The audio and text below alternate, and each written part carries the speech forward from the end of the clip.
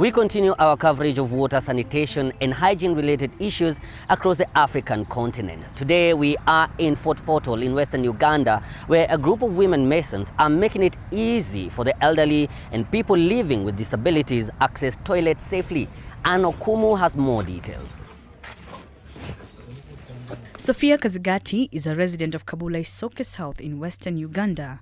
In this community, many households do not have toilets. The available ones are far from the homes, making it difficult and risky, especially for the elderly and persons with disability to access. People like Sophia must crawl through the thickets, dust, and sometimes mud for about 10 minutes to get to her toilet. I feel bad having to crawl to get to the toilet.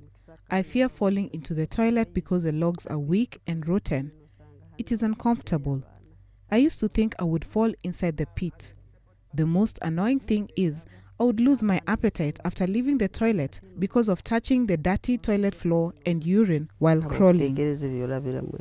According to the government, only 21% of the residents in Fort Portal have permanent toilet structures. For many of them, construction materials are unaffordable. The available toilets are poorly constructed and do not meet the standards for basic sanitation services. Some households' incomes are slightly low, and then sanitation ceases to be a priority, probably in their lives. Maybe they are struggling to have food to put on the table, they are struggling with the diseases and other things.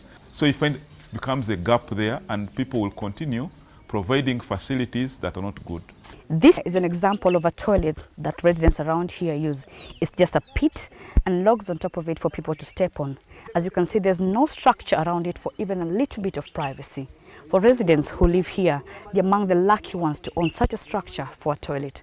The rest, it's open defecation for them. They have to use the bush. But these women are providing a solution to the poor sanitation situation in Kabula Isoke South. They move from one homestead to another, constructing durable and affordable toilets with amenities that cater for the underserved members of this community. The women work in close partnership with AMREF through the Finish Mondial project, which also provides loans to community members to buy construction materials. It's not only about constructing a nice toilet for our home. We make sure the family understands the importance of keeping the toilet clean, keeping the toilet safe. So if you have someone vulnerable, at least everyone should be conscious about that, making sure it's clean, because there's someone who has to use her hands to hold down. So far, they have constructed over 21,000 toilets in Western Uganda. Whatever I was going through was hard because I had scratches all over my body, and the thought of what I was going through was horrible. Now the path and the toilet are very nice, clean and dry. I am healthy. It's easy for me to access and use, which makes me happy. Despite the challenges posed by poverty and traditional practices on construction and use of toilets, the women continue to sensitize and educate residents here on the need for inclusivity for all in the creation, maintenance and use of sanitation facilities. Anne Okumu, BBC News, Fort Portal, Uganda.